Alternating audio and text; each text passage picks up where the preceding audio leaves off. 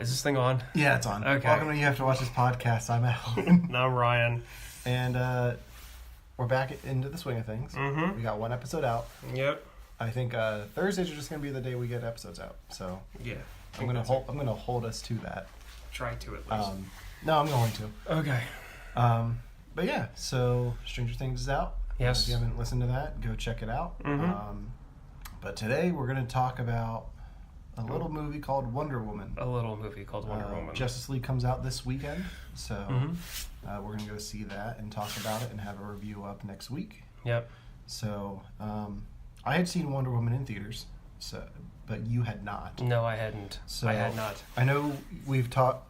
The first episode's going all the way back to the beginning of this podcast. First episode we did was Man of Steel, and then we did Batman v Superman. Yes. And we had feelings about it. And I know that scarred you from a lot of the DC stuff. Yes, it so, I have since seen the extended cut of Batman v Superman, which is a lot better. I personally haven't seen it, but I still don't know how making a movie longer could make it better. And I've held off on doing a lot like Suicide Squad because I don't think there's anything positive I can say about that movie. Probably nothing I could say positive either. Yeah, so I don't want to bash on everything DC and praise everything Marvel. Yeah. Because I don't want to be that podcast, but yeah, so Wonder Woman. Yes. What did you think? Well, it was a step up from Batman versus Superman. Okay. Is that it? That's it. That's it? Okay, and here, I will explain that. I totally get why people like this movie as much as they did. Mm-hmm. And it's definitely raised the bar for DC movies. Okay. So there were good aspects to it. Unfortunately, there were a lot of little eye roll moments for me that built up that I couldn't just tuck back. Okay. Like the eye roll garbage was starting to pile out from under the bed. I enjoyed it probably a little bit more than you did. There are some issues with it. Yeah. But I think as a whole, it's really fun. Well, yeah, and it's very, very entertaining. My biggest issue with it is all the Danny Huston stuff. The German general, Danny Huston should just not be cast in any superhero movies because it never turns out well. No. Because Wolverine Origins was horrible, and everything he did in this was awful. Yeah. But everything on Themyscira, mm-hmm. everything with Gal Gadot and Chris Pine, mm-hmm. all the war stuff with involving Wonder Woman, I love. Yeah. It's the B plots of this movie that drag the movie down a little bit. That's where when they finally get. So I'll go through the movie a little bit and just really summarize where I was okay with it and where I found it entertaining and where I felt like they dropped the ball. Okay. When they're on Themyscira, her island. Something like it. I'm bad with pronouncing stuff from Greek mythology. And all that stuff. My coffee hasn't kicked in yet today. Okay. So. Setting up her background as a kid, explaining stuff, that was perfect. That was dead on. I was fine with that. When they got to introducing Steve, I'm fine with the plane coming in, the boats coming in. The way that they did that. I would have done it differently, but that's me nitpicking. So I'll leave that alone. That was fine the way they did it. It was when, from the time she walks in on him in the cave springs, I guess, to when they get to the front line is where I had a lot of my issues. Now, there were moments in there where I liked. I definitely liked introducing the characters. Yes. Okay. All of the different people of the crew. I liked that. I loved the bar scene. I loved the bar scene. My problem with from the cave to when they start meeting everybody at the bar, to me was just, she's smarter than that. I know that there's a big cultural difference between where she's coming from and where the world is in 1918, 1917. Yeah. I understand that, and I'll give some, freedom, artistic freedom to the directors on that standpoint. Yeah. But I felt like between the hot tub or the hot spring scene, Yeah. and them on the boat, the sex jokes got old real quick for me. Okay. Like, that's where... See, I enjoyed those. See, But I was also in a theater full of people that were laughing along with yeah. it. Like, I went to see this with the cast and crew of Host of Sparrows, and it was a blast because we all went on like the last weekend. If I was in a group of people, I would definitely say that I probably would have Yeah. found it funnier. Yeah. But I was watching it in a vacuum on my own. Yeah. So it, for me to Well, with your wife. Yes. Okay. But still, Before we get too much more into it, what did your wife think? she wasn't a fan. She wasn't a fan. She wasn't Really? a fan. Her thing was that she felt like all the DC people did was take Captain America, and what was the other one? Captain America and a different movie and just mix them together. Thor, yeah. That's what she thought. Now, granted, Thor, Wonder Woman, Greek mythology. There is a lot of overlap there. There is a lot of overlap between Thor and her, so Yeah. I understand that. So I didn't that's her opinion. Yeah. I'm more into geek culture, so I understand it. It's but definitely a valid point because for some of the beats in the movie are taken from the same beats as those movies. The thing with Captain America more has to do with the way he reacts to modern society after being unfrozen. Yeah. And the fact that it happened during World War One. Granted, Captain America's World War II, but that's where she... There have been a lot of comparisons between the two, and I get it. Like, I think they're valid. But at the same time, you have these characters that it's more interesting to do like World War One or World War II for Captain America and to introduce them. Because they're from this world, and if you want her to be fighting the god of war, it makes sense to do it during World War One because World War II is already taken by Marvel. Well, that, and you also want to show how old she is. You want to show her longevity. So doing World War One as opposed to World War II separates her from Captain America, as in she's older. Yeah. Like, she's a god. I mean, that's pretty much what this boils down to. So I always get paranoid. It's perfectly fine. Yeah. I understand. But yeah. Real quick. My wife loved it. And honestly, I was, after watching the movie, I assumed that. Yeah.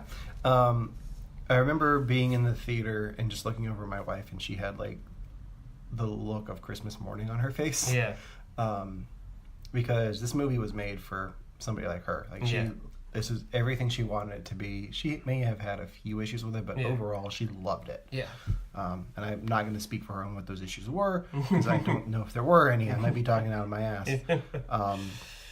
But like I can look at a movie like this and completely understand that this movie was not made for somebody like me. Like, this is not made for the average white male comic book movie goer. Yeah. And that's why they had the all-female audience screenings. And I'm like, yes, do that. Like, that's fine. Like, you do you. Like, that's wonderful.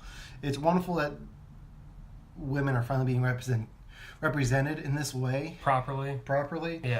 Because you've had like Catwoman and Elektra before, and no one wants to, like, those are just, I've never seen those, but and there's a reason, because I like, as much as I love this stuff, I have no desire to see those because they don't look entertaining.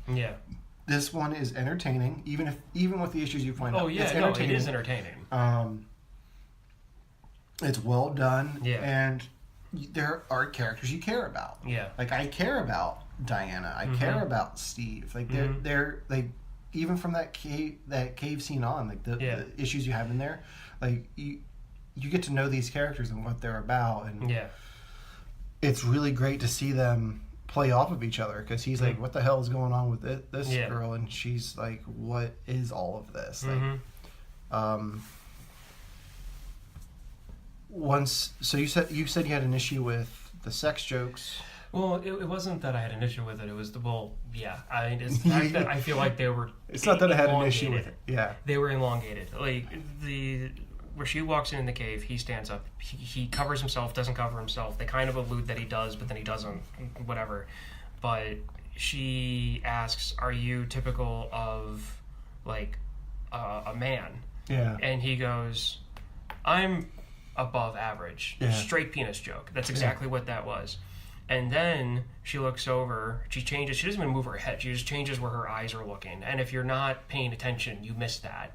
And it completely kills the joke. And she says, well, what's that?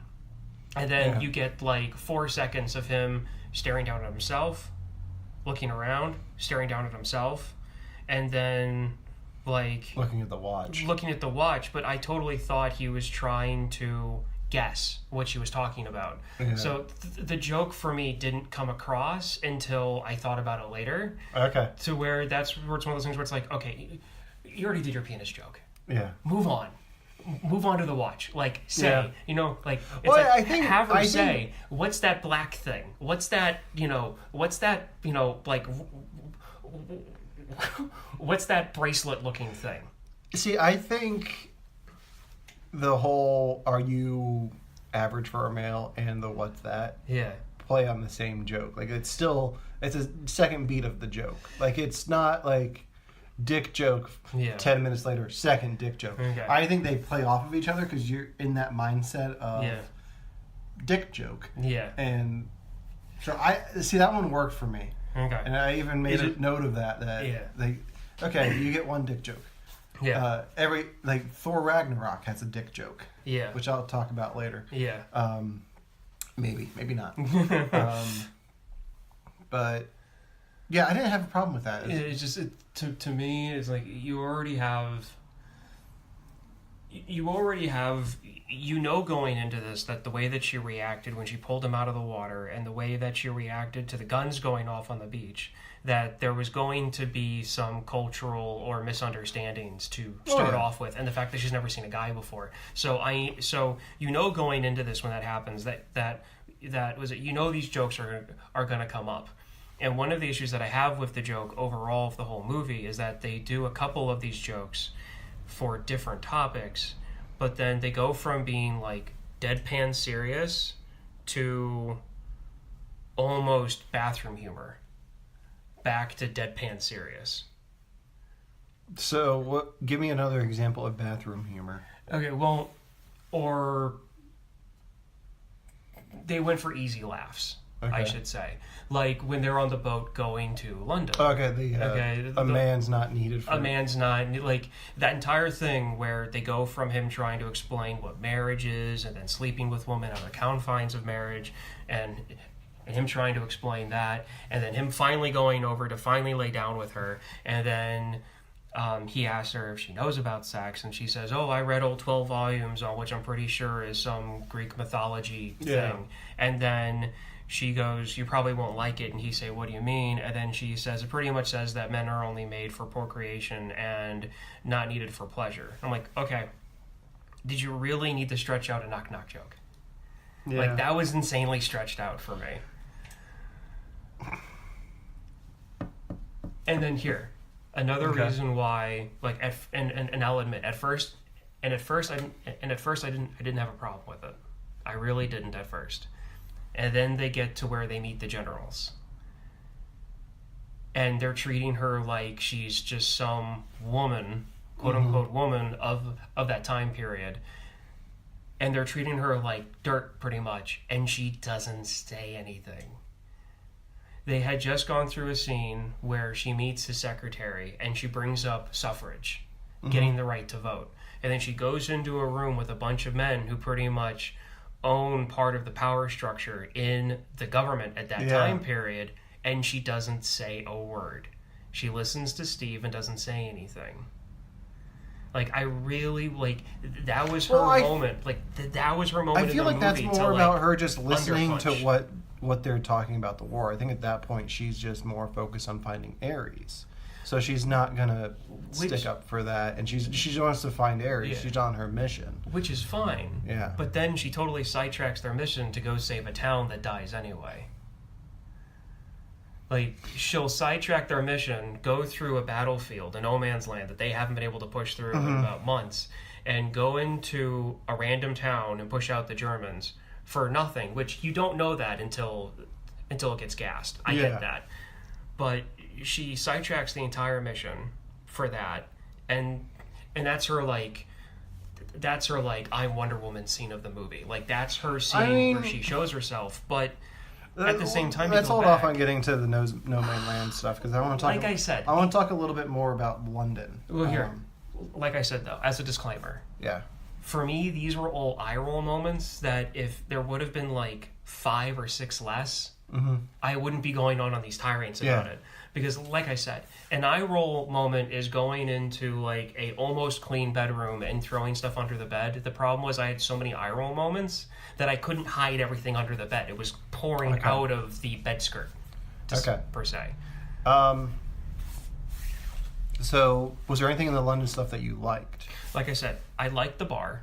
Okay. I definitely liked the bar, and I liked it when they went to the store. Okay. To her to find shopping clothes. Montage? Yeah. Okay. The shopping montage and going to the bar I liked, because I felt like the cultural difference that she had from where she came from to modern society was for me shown in a realm of probability.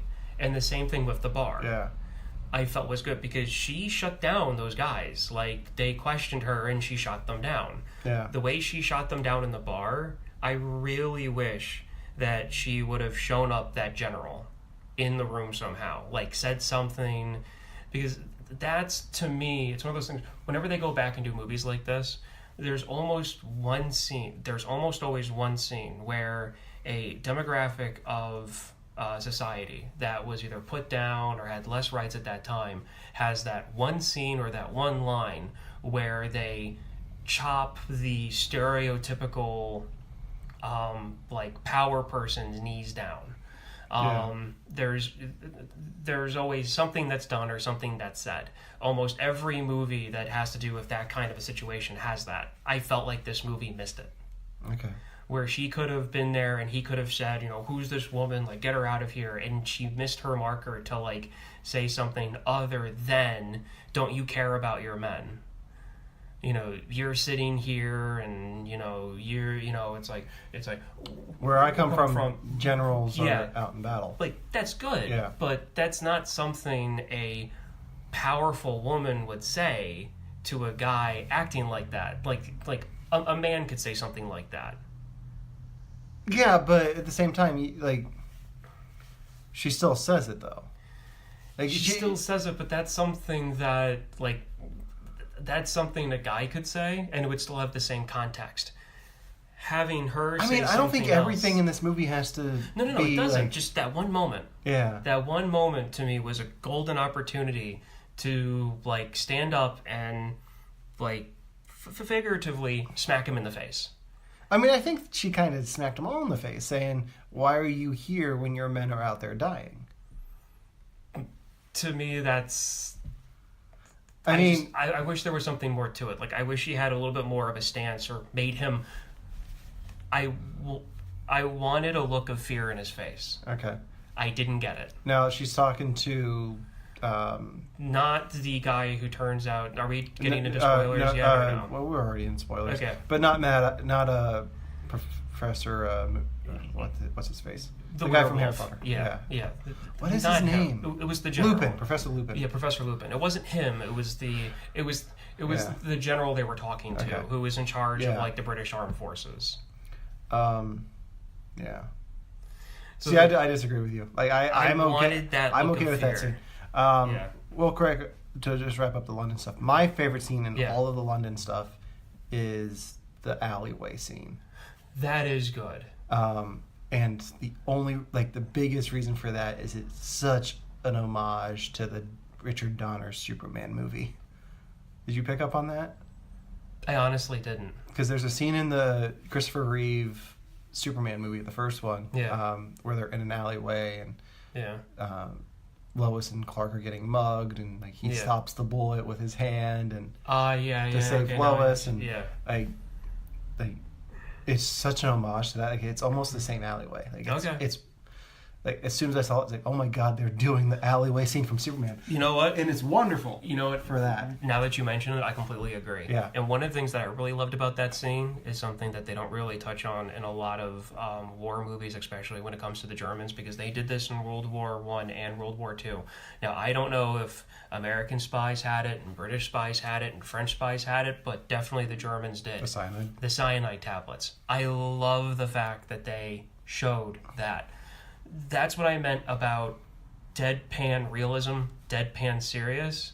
And then, like, they were just at the shop, and I like the shop, so I'm not hating on it. I'm just saying, like, they go to the shop and they have the goofy, somebody who dressed like an Amazon is now learning how to dress like a woman in the, now. And then they go to the alleyway, and then there's the fight scene, and then some dude just commits suicide with cyanide. Yeah. And then they jump to them going to the war room where I made my case. Yeah. And then they go from there to the bar, which again, humorous but deadpan. It was, to me, Yeah. See, from what I'm getting from you is your balance is your problem is the balance between the realism and the lighter stuff. The lighter stuff. Okay. DC's getting better. They're definitely getting better. Yeah. Like I said, this movie's entertaining. If it's on, and it's going to be one of those movies that if it's on and I come across it and I don't really have anything else to do, I'll watch it. Okay. I don't hate it. I don't not like it. It's just there are just so many little things that I was just like, oh, missed opportunity. Yeah. Oh, come on, I've heard this 1,000 times. But that's it. We jumped into the London stuff right away. But we kind of... Do you want to go back to the island? Yeah, we're going to go back to the island. Perfect. We have to go back. I like the island. We're going to talk about the Amazons a bit. So what did you think of the Amazons? I loved it. I really did. I loved how they stuck to the traditional ideal of the Amazons. They didn't change it at all because they were afraid that people weren't going to like it. The fact, like, their costumes, the way that their society was built up, their armor. I mean, for crying out loud, they're wearing like Roman helmets. Yeah. For crying out loud, carrying spears and shields, like in the way that they were training. I liked it. I kind of felt that having 4-year-old Diana punching and stuff up on the cliff was kind of goofy, but it was goofy. It was meant to be goofy. Yeah, because she's a kid. That's your introduction. That's your introduction to the flashbacks. Exactly. That are going to take you through the whole movie. Yeah. So the movie's flashbacks. Yeah. And then you get flashbacks within the flashbacks. Yeah, which is interesting. Yeah. It's kind of like a comic book because you'll get that in comics. Like you open on a present day scene and then you go back and and one thing too that I'll say, the fact that you touched on that, this to me proves an idea that I've always had, that when you take a movie from a comic book to a real life movie, it depending on how you do it and depending on the tone of the movie, it's not a good idea to have a comic book layout to a film. Okay. Depending on how it's done. I mean, I think the whole Flash, like the jumping, like Captain America does it. Captain America does it. This movie does it. Like Captain America does we found him in ice. Yeah. And then back to 1940s. Yeah.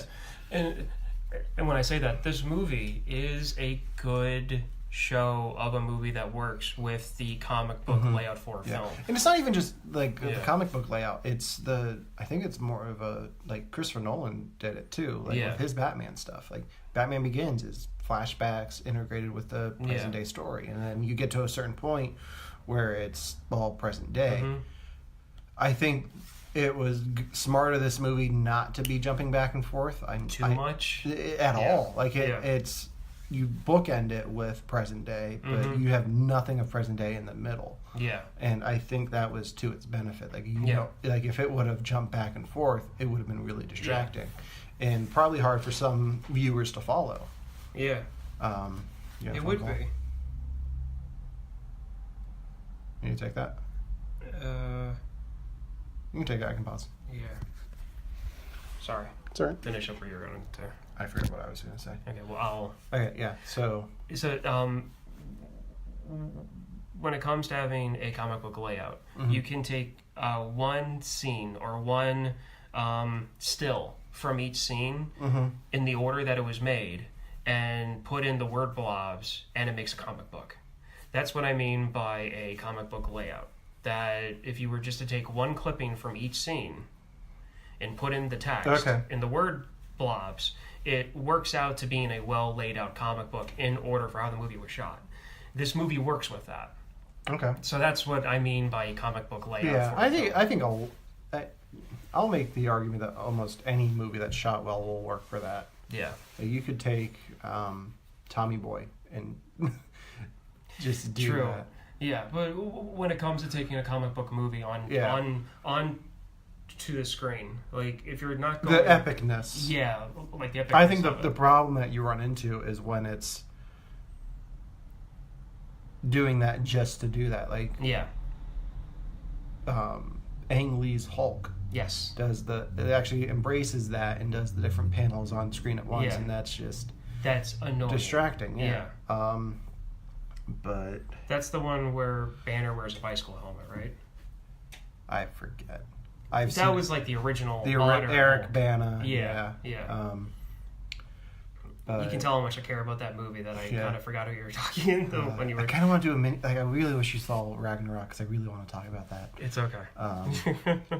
But all right, so we talked about the Amazons. We talked about I'm excited to see the island's going to show up again in Justice League.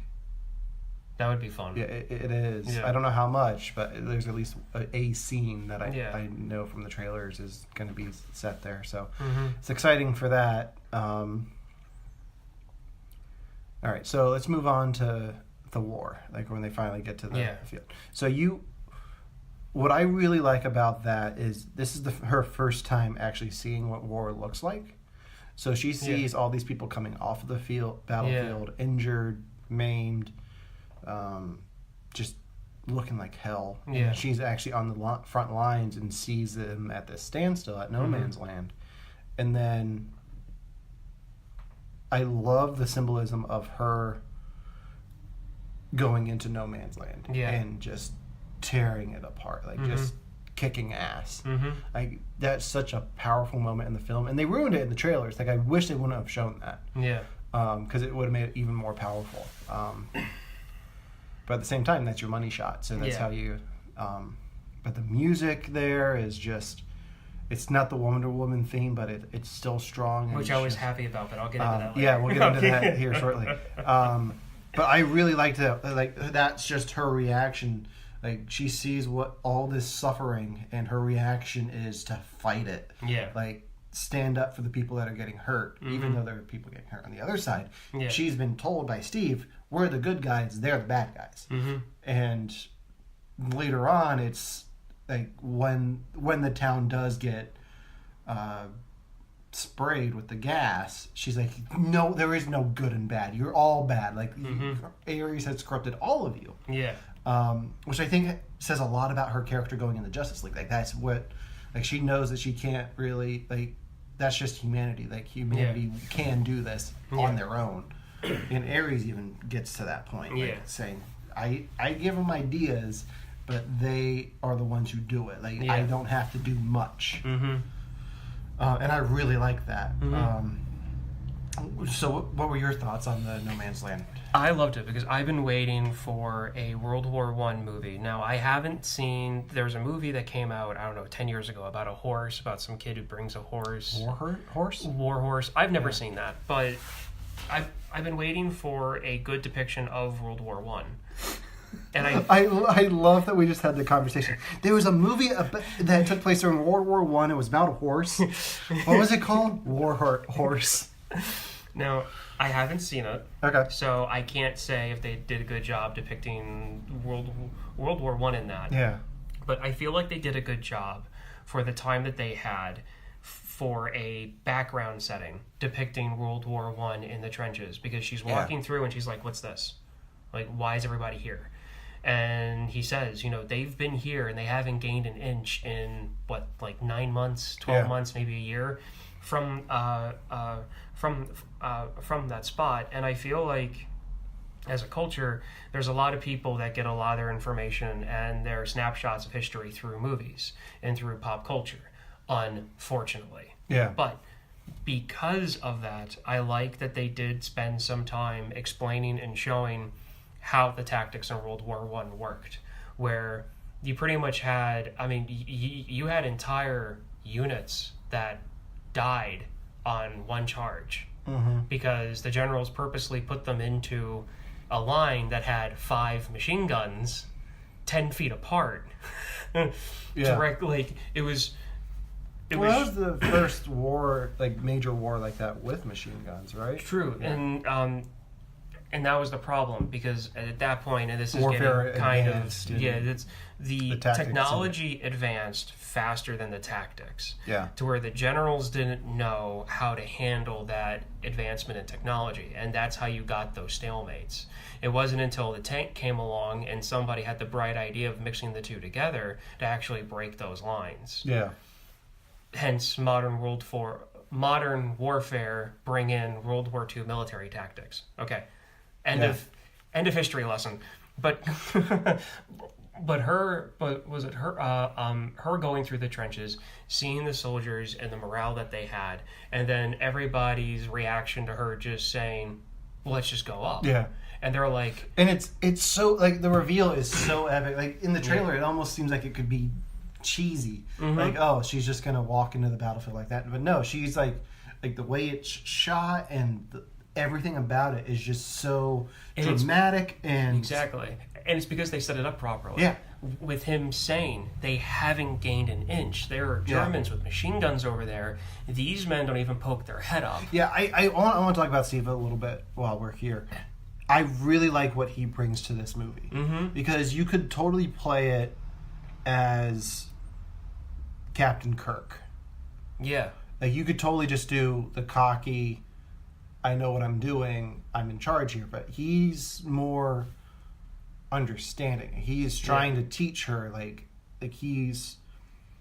he doesn't just go about it his way, he's helping her learn. Yeah. And there's a really good dynamic between the two of them. And I think he almost steals this movie for me. If it wasn't for Gal Gadot's performance, and I'll get to the beat that I love later, he would steal the movie. Yeah. But he's just what this movie needed. And because you don't have that, and it sucks, you don't have that in Man of Steel with Lois. Lois doesn't do that. She should. Lois is just the reporter, trying to find out what's going on. She's not, I'm trying to find, she's not sympathetic towards Superman at all, and what the situations that they're in. Whereas Steve is. And I think that's another thing that this brings to the DC universe that the other ones don't. Instead of having your two main characters fighting each other, you have these two main characters working together to get to their goal. Yeah. Which is trying to stop this gas. Yeah, this weapon. And I completely agree with everything you said. I would just add 2 things. Okay. One is that I feel like part of him and the willingness to teach her about, preventing her from doing certain things, which again go back to the scene I hate in the room with the general. That's still a perfect example of what you're talking about, because he's trying to keep her undercover, and that if she were to do what I wanted her to do, it would kind of blow her cover. Yeah. At the start of the movie. So I understand, so even though I hate it, I understand why they did it. But that shows him, he understands that she's somebody that he needs to protect, because he needs her to be able to do what he needs to do. The perfect example of that is when she says, I am Diana Princess, and he's like, Prince, Diana Prince. Yeah, exactly. And it's little things like that that are just fantastic. And to me, that shows the entirety of it throughout the entire film, with that scene being one example. It shows why he's still alive. he would not be in the position that he is in that war, being a spy, and be alive if he didn't have a tactical mind of seeing, I need to help this person out because the only way that I'm going to live to get this done is if she helps me. Yeah. And for her to help me, I need to help her. So I feel like it's part of him being he's not a great person, but he's a good person. And I feel like the fact that he's still alive when this movie starts is a sign of how he is going to... The fact that he's alive is a sign that shows that he is the person that he is, because he uses who he can in a situation to make it through. Yeah. So I feel like that was part of it. And to summarize everything, I am so incredibly happy that watching this movie, I completely forgot that he played Captain Kirk. That's the other thing too. Like, you completely forget that he's Kirk. Exactly. And that shows how good he is as an actor. He blew me away in this movie. Like, I expected Captain Kirk, and that's not what I got at all. And that's one of the reasons why I was very hesitant when they got to London, because up until that point, I thought he was just going to play off the male, cocky, power, like Captain Kirk type persona. Yeah. I was afraid of that. Even with him explaining marriage and all this other stuff, I was still afraid that's where they were heading because of all those jokes they were making. In a lesser movie, happy I was different. Yeah, a lesser movie. I was wrong. I was happy that I was wrong on that. All right, going back to where we were. Yeah. So No Man's Land ends, and then it's the battle in the village, which showed. I feel they showed her powers in that scene appropriately. I don't think they needed so many slow-mo Matrix kicks. I mean, that's the Zack Snyder-ness. I don't think that's going away. I don't think, like, even with the reshoots on Justice League, I don't think that's going to go away. I think even Joss Whedon can't do anything about that. I think that's just the world that we live in for DC. Like, that's what we're going to get. And I'm okay with it because it works out, because you show her using the lasso, you show her using her shield, and using her fists and her bracelets. Like, you see everything that she can do. More than you have anywhere else. Because she's actually in outfit, being Wonder Woman there. The one thing I want to talk about in this scene is the music. Because this is where the Wonder Woman theme with the guitar comes in. Yeah. What did you think of that? I still don't like You the still don't Wonder like Woman it? theme. I love it now. Like, I've done such a 360 on that. Or 180. 180. I've done such a 180 on that. Like, I love that music now. Like, it comes on my phone and I just get pumped. Like, even watching Batman v Superman again, like, I just love that theme because it gets me pumped. Like, after watching that scene, like, if they had played that during No Man's Land, it would have been distracting and ruined No Man's Land. But the fact that they held it until just after, where she's like, okay, I got this. And then it's like, that blew me away. Like, it's exactly where it needed to be. It fits, even though it's World War One. Like, it's not too heavy, but I remember before we talked about hating it. Like, when after Batman v Superman. But I've come around to it, and I'm excited. I'm excited that Danny Elfman's going to use elements of it in Justice League. Have we talked about this at all? Yeah, that they're going to be mixing the things together. Which did we talk about that on the podcast though? I don't know, okay. But I'm interested in hearing how it mixes in with everybody else's. Yeah, it's going to be very interesting because he said, if I didn't talk about it on the podcast before, I'll say it. But if I did, I'm sorry. Danny Elfman said he's going to use elements of the Wonder Woman theme. John Williams' Superman theme from the 70s, and his own Batman theme from '89. So even if it's just like little bits and pieces of it here and there, like, I'm okay with that. Like, that just sounds amazing to me. And I love movie scores. So that's like, it's like, I can't even describe it. It's like everything I've ever wanted. Well, that's great. So. And I'm happy for you. And the other thing is, the one thing that DC has done a good job of that Marvel hasn't is establishing these musical themes. It's very true. Because one of the biggest problems that you hear a lot about Marvel movies is the scores all sound the same. I disagree with that.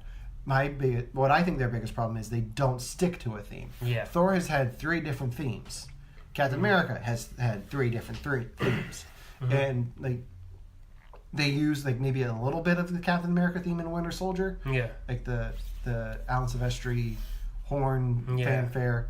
They use that a little bit, but the only movie in Marvel that's kept the same theme from original movie to sequel has been Guardians of the Galaxy. They kept that theme, and that's what they do the disco version in the end with Hasselhoff. Yeah, and so that's been their biggest problem, and they kind of fixed that with Ragnarok because there was a little bit of the original Thor theme at the end, and they used a little bit of Age of Ultron music somewhere in there, but there's not these character themes, whereas like in the Raimi Spider-Mans you had Danny Elfman doing the scores and the theme was the same, but like Superman has a theme, Batman has a theme, Wonder Woman has a theme, Dark Knight has a theme, Man of Steel has a theme, like every one of them has a theme, and the Man of Steel theme carries over into Batman v Superman, and then they play with it with Batman, and Lex Luthor has a version of it. Like, they play on that theme, and I will hate for that theme to go away. I hope they keep it because it's a good theme. But the fact that they've changed composers now from Hans Zimmer and Junkie XL to Danny Elfman makes me interested to see what Justice League and what the DC movies going forward will sound like. Yeah. Okay. Rant over. Okay. I was the opposite. I felt that the whole thing in World War I with her fighting with the electric guitar, like, it's still so out of place. But they brought down the electric guitar so much. My thing, and I said this after watching Batman v Superman, and even after watching Wonder Woman, I still have the same opinion that it needs to, her theme needs to have sound, it needs to sound more ancient. It needs to sound more like almost tribal. And the notes and the way that the guitar is playing is very tribal. The fact that it's electric guitar throws me out of it. Like, I feel like she needs to be like an 80s metalhead. Like, and she might. Who knows? She might get into 80s metal. I don't know. We'll see. They might have her listening to Guns N' Roses and the next one. But I don't know. But it still threw me out of it. And I think that's fair. But I do have a question for you. What's your opinion of A Knight's Tale? Do you know A Knight's Tale? Oh, I did. Yeah, with Heath Ledger. With Heath Ledger and the Queen music and all that. Does that take you out of it? Here's the thing. A Knight's Tale is a young adult comedy. Okay. It didn't really have any basis in realism. Okay. Yeah. So the fact that it had, like, it was one of those things where they didn't make up a song. They put rock music as the soundtrack, to where if rock music at that time period existed, they pick songs that fit for the scenes. Yeah. See, right now I'm really upset that you haven't seen Ragnarok, because the score to Ragnarok is all like, it's almost like Stranger Things, like the score to that. Yeah. So I'm really curious what your opinion would be of that, if that takes you out of it. It's one of those things where in Knight's Tale and Wonder Woman, they're just so completely, so different movies. See, A Knight's Tale is like the only example I can think of music being used outside of a time period. Yeah. Like, so, like, you have Renaissance with, like, well, it doesn't even need to be like out of a time period. It's that her culture is straight up Roman/Greek.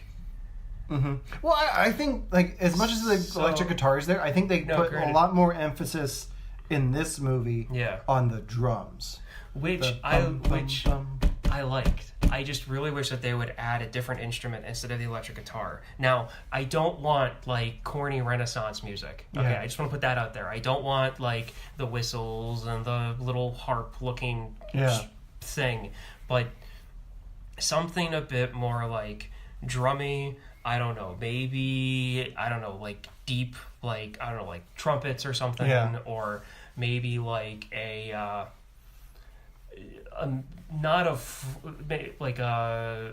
something whistly, but not like a tiny little high-pitched flute, like something a little bit deeper. Like, I feel like with her being an Amazon, and growing up watching Hercules and Xena, Yeah. I feel like it needs to be more ancient. Okay. And that's fair. That's fair. I never. It's the fact that it's the electric guitar sound. It's not the notes. It's not the way it sound. It's not the way the notes play. It's the literal sound that I know that's an electric guitar doesn't fit for me. Yeah. Okay. I can understand why people like it. It's catchy. It's bass driven. It's got a lot of up and down notes that really hit you hard. I get it. Just doesn't work for me. Okay. That's fair. I'm fine with other people liking it. Let's move on. Okay. Get away from the music for a little bit. So one of my favorite scenes with Diana is after her and Steve have sex. The morning after, when they're all getting ready to keep going, like he says to the crew, like, "Hey, you guys can go." I said it was only going to be 2 days, and they all decide to stay on. And the one who has shell shock is like, "I don't think it's a good idea for me to keep going." And she just turns to him and says, "But who will sing for us?" Yeah. It's like, oh man, like that. Like Wonder Woman can kick your ass and melt your heart, like back to back. Like that's her being the being the family protector. Yeah. Like I don't want to get people in a frenzy over, gender roles and all this other stuff, but I feel like they're setting up Wonder Woman to be kind of like the mother of the group, the protector of keeping like the quote unquote family together. Yeah. And I feel like that was her showing that caring side of her. Yeah, I can definitely see them doing that in Justice League. I hope they don't. I'd rather that go to someone like Alfred.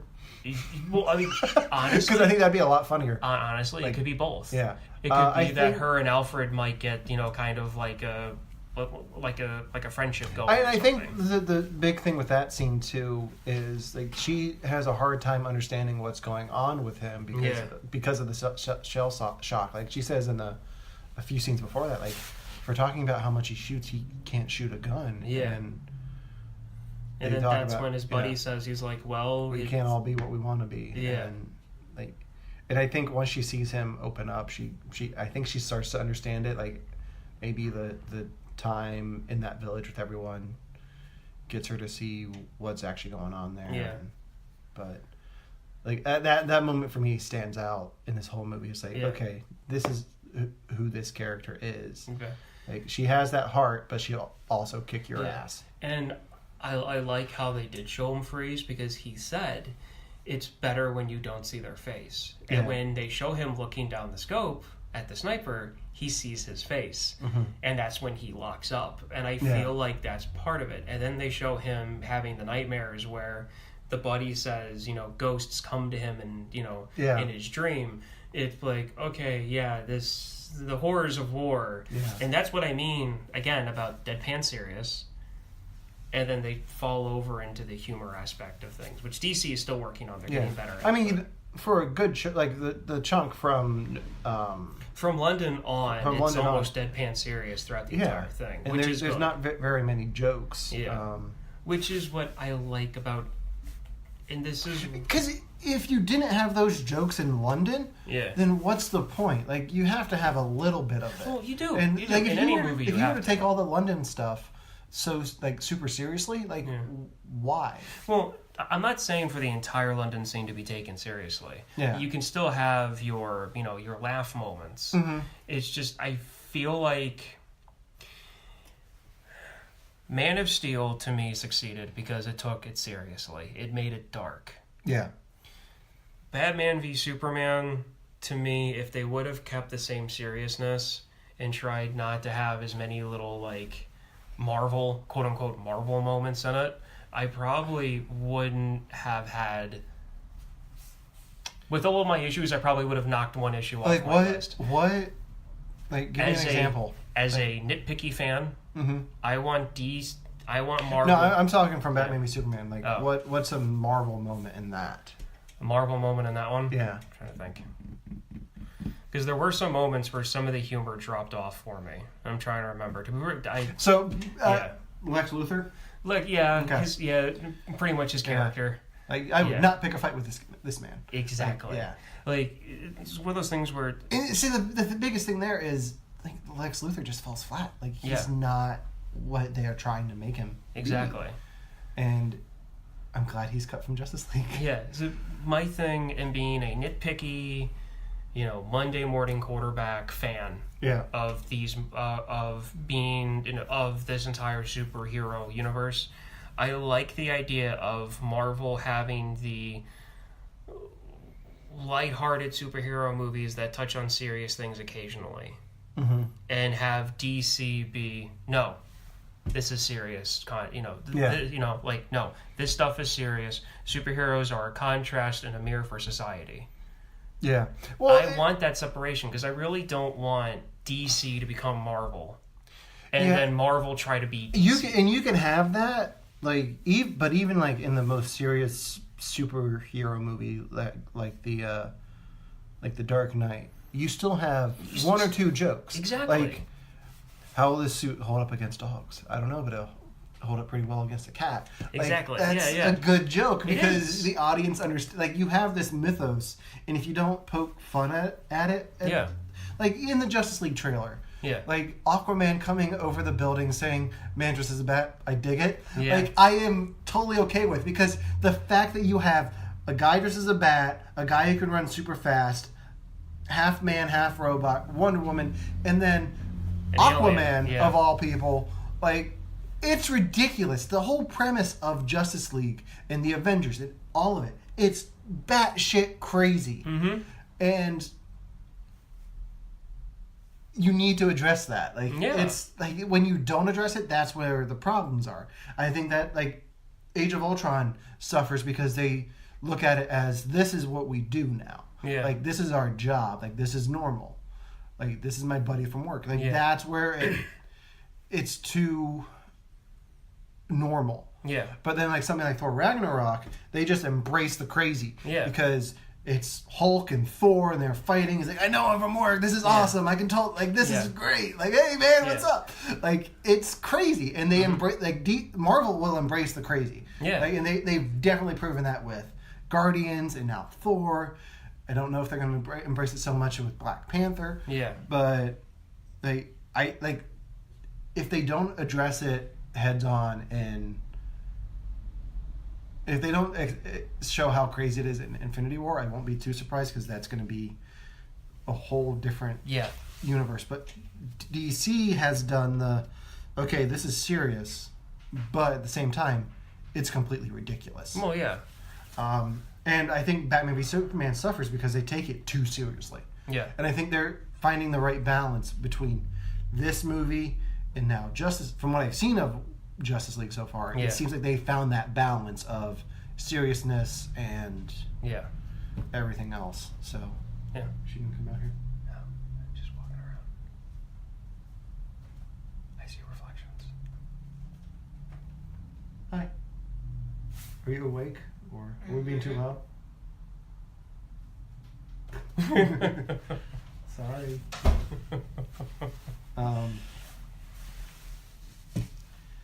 All right, so one of my biggest problems with this movie is the third act. Okay. Because it gets boring. Like, from the time after the party where she has the sword in her dress, which is amazing. From that point on, it's just kind of slow. Like, yeah, but I like that though.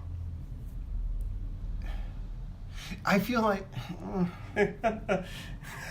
okay, maybe my biggest issue is just the end battle. Like, it's just everything we've seen before. Explosions in the background, and like,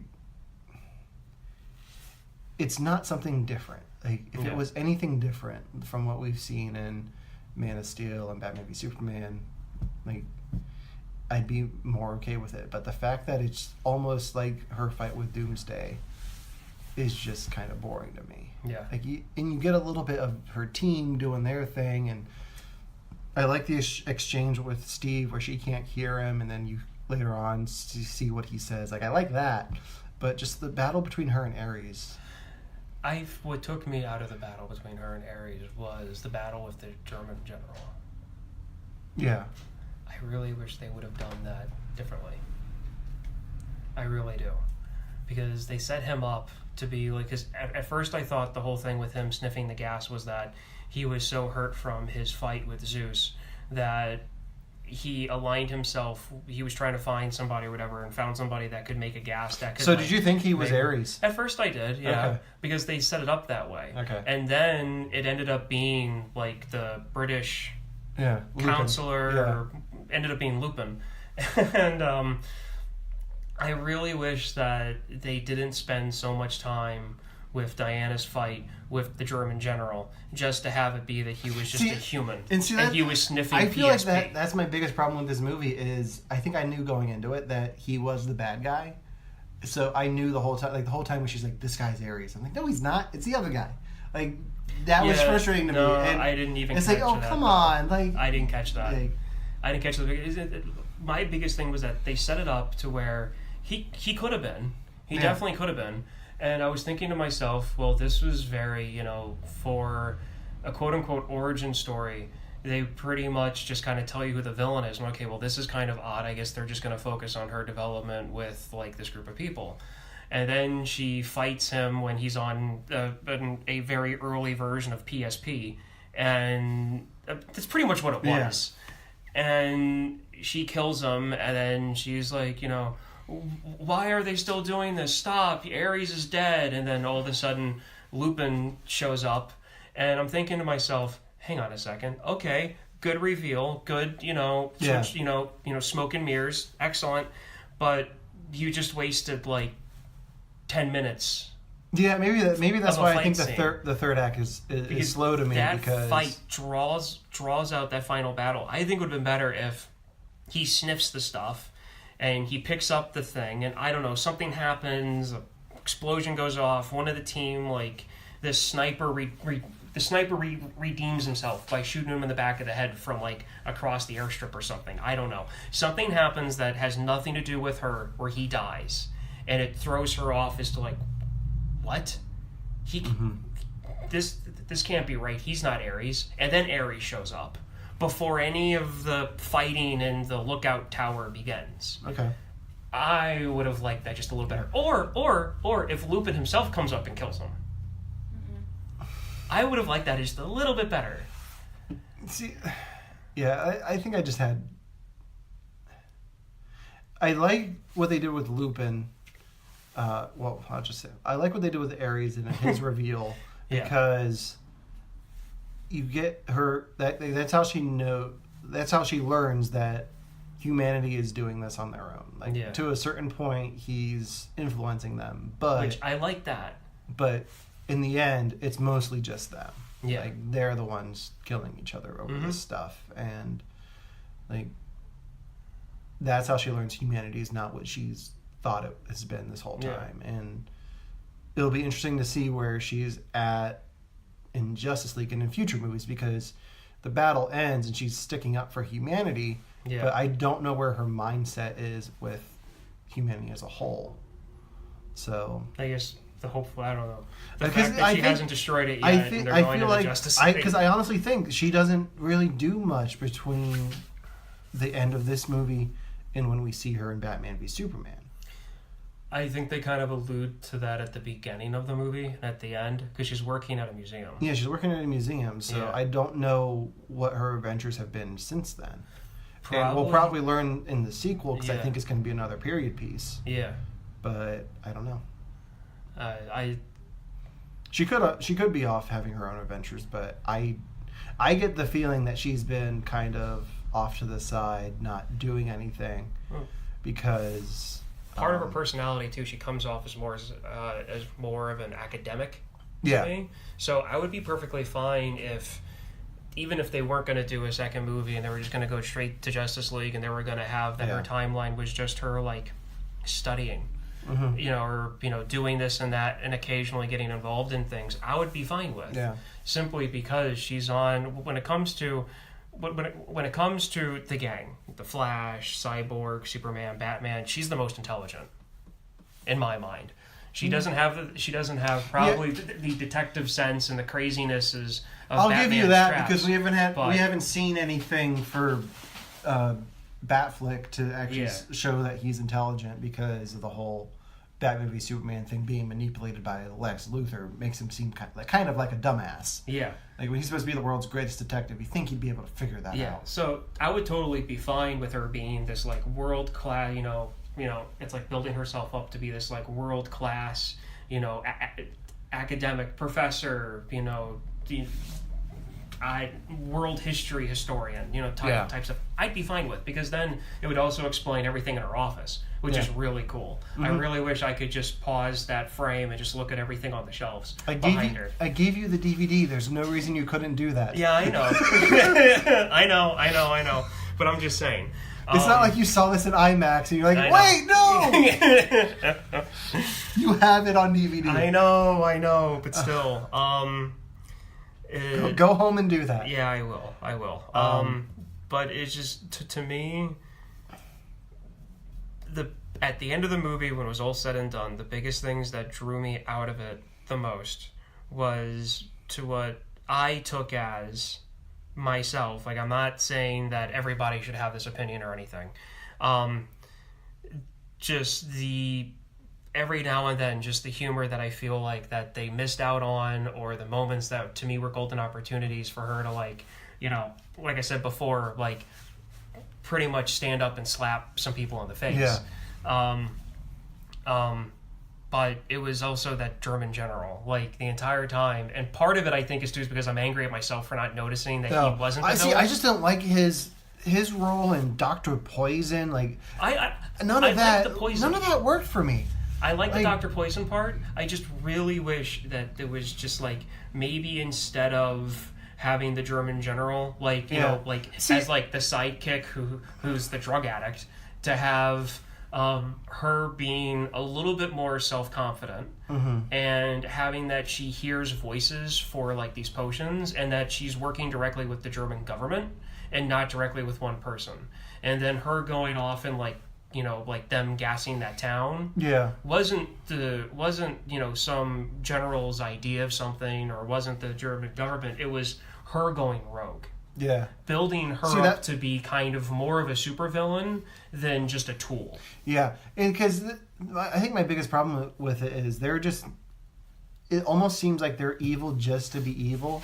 Like, let's kill this bunker full of generals and throw one gas mask in. But they don't know it's not going to work. Yeah. I was like, oh, come on. Like, that's the reason I don't like them as villains. Like, Ares kind of works because he's behind the scenes manipulating things. And, like, he works more than that does as a villain. Like, and for pulling the rug out from underneath you, when he dies, it's like, okay, what, like, there's no payoff. Like, there's no payoff to Danny Huston, and there's payoff to Dr. Poison, because that's when her mask comes off and she sees that she's suffering, and that kind of helps her fight Ares more, and gives her motivation. Like, even the people on that side are suffering. Yeah. So, just maybe I just don't like Danny Huston. And he was the one that played the German general. Yeah. Yeah, that could also be it too. Like, I just don't like I said before, he needs to just stay away from comic book movies, and maybe Origins is why I don't like him. Like, in superhero movies, I just have that mindset of when it comes to doing this, and I told you before, and on our first episode, I also said it, that I'm not good with. Occasionally, I'm not good with. Remembering certain actors from different movies. So you don't know who he was? I recognized him. I just didn't know where from. Yeah. And do you know now? I do now. But I didn't recognize him to where I could remember what performance he had in any movie to either like him or hate him. So when it comes to that, I truly think I didn't like him in that because I didn't like his character. Yeah. Because, I mean, they pull it off with the whole, like, his, like, face lighting up like lightning and him getting, like, super strong and all this other stuff. And now looking back on it, it's PSP with light effects. Yeah. But it doesn't, like, I feel like Dr. Poison could have been utilized a lot better. She didn't need a sidekick. She would have been intelligent enough to go rogue on her own.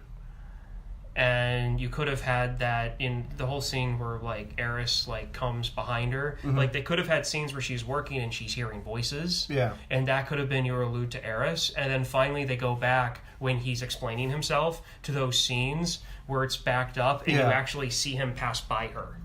Yeah. Like, that would have been, like, if I had control, that's what I would have done. Yeah, we're getting nitpicky now. Yeah, so. No, I know. Like I said, my issues with this movie was that, and every movie has them, were moments where I roll my eyes. And unfortunately for me, there were just too many of those moments to where I couldn't hide enough of them that I could ignore it. Okay. But like I said, as far as DC movies go, this is the best one yet. Yeah. They're going in the right direction. Modern day DC movies. DC movies. Just making sure. They're going in the right direction. I definitely liked what how they developed Diana in this movie. I liked what they did with her. The few moments I felt that there were issues wasn't the character. It was just the way that they wrote her dealing with quote unquote modern 1918 society. I have a question for you because we are going to do Justice League next. Yeah. Do you think Justice League will suffer from half of the team not having a standalone movie? Whereas this one really showed you who Diana is as a character. You know her. You kind of you have a sense of who Bruce Wayne is at the end of Batman v Superman. Yeah. Even though it's completely different from what he was throughout that whole movie, you get a sense of where these two characters are. Do you think Justice League will suffer from not knowing who the Flash, Aquaman, and Cyborg are? I have a mixed answer on that one. Well, it's just speculation. This is just predictions for next week. Overall, I don't think the movie's going to do as well as they think it's going to do. The reason why is kind of a standpoint from what I've been seeing recently, is that for people that like DC, that like superheroes, they're going to see this movie. Mm-hmm. Flat out. They're going to make their money regardless, because there's enough people in this country, numbers-wise, that anybody who is a Wonder Woman DC fan who goes to see this, they're going to make a profit on this film. Yeah. Just from the amount of hardcore fans that are out there. Your lukewarm superhero audiences that just like action movies, they're more than likely going to see this movie. So they're going to make their money. It's going to make it's going to make a pretty sized dent in the box office. Mm-hmm. Where I feel DC and Marvel are losing ground is with the occasional action movie goer. Mm-hmm. They're starting to kind of lose that ground. And I say this from looking at this movie and looking at a lot of other movies from an outside perspective, is that I feel like pretty soon a lot of these movies are going to start to fall flat. Okay. They're going to make profit. They're still going to make them because there's going to be an audience for it. But I feel like they're losing they're losing the freshness of it, to where people are just going to get tired of going to superhero movies. Okay. I feel like that's going to happen. And we kind of talked about this after the Avengers movie. When I made the comment that I feel like these movies are coming off an assembly line, mm-hmm. I'm already seeing that with some of the people that I know. Yeah. That they go to see a movie and like, oh yeah, it was like this movie. Oh yeah, it was like that movie. Like I'm gonna go see it because I like action movies. I like superhero movies, so I'm gonna go see it. I feel like eventually these movies are gonna fall flat. Yeah, I think you didn't answer my question at all. No, I said the movie is going to do well. I'm not talking about. I'm not asking about box office. Yeah. I'm talking about story-wise and character-wise. Do you think it's going to suffer from not knowing the half of the team? Like, we know Wonder Woman and Batman and I guess Superman, if he's actually... From your average goer for DC films like me that don't really like dive into it too much, it might. Okay. It definitely might, because I know that they're setting up the Flash. They've done enough little scenes with the Flash to know that it's a kid. Yeah. And he's going to be the Joker. You know, He's gonna be the kidder. He's gonna be the one that not the Joker isn't the Joker. He's gonna be the one that's gonna be telling jokes. Two Jokers is enough. I know. Confusing me. He's going to be he's gonna be the wise ass, pretty much. He's the one that's gonna be. It's like in the preview. Mm-hmm. Gordon turns around. He comes back, and it's only the Flash there, and he goes, "Oh wow, that's rude." They just go. And then he just disappears. Yeah. Like, I feel like they've done enough of that they could develop his character a little bit, because you have a superficial view of him. The other thing they might do is give you tidbits of each of these characters to build up, kind of like they did with Wonder Woman and Batman v Superman, to the point where you're like, okay, yeah, I want to see their movie. Yeah. Because they did that with Black Panther. They showed him in Avengers 2? Whatever it was. It was a Civil War. Civil War. To where they kind of showed him without an origin story, which they're going to do now. No, I don't even think it's an origin story. I just think it's a standalone. Yeah, it's a standalone. That I feel like if they follow that dynamic where they do like brief storytelling on his background, leave you wanting more of these characters. Yes, they're gonna have to. Yeah. We'll find out in a few days from now. Yeah, a few days from now. But yeah, so I really liked Wonder Woman. Yeah. I liked it. You liked it. You have some issues with it. I have fewer issues with it than you do. But if you haven't seen Wonder Woman, go see it. I definitely say it at least once. Yeah. Like, I would definitely say that. And if you haven't already, go back and listen to our very first episodes where we talk about Man of Steel and Batman v Superman. Mm-hmm. It's going back a year and a half. Yeah, it is. Been doing this for that long. So. Yep. All right, so until next time where we talk about Justice League, I'm Alan. And I'm Ryan. And we'll see you next time.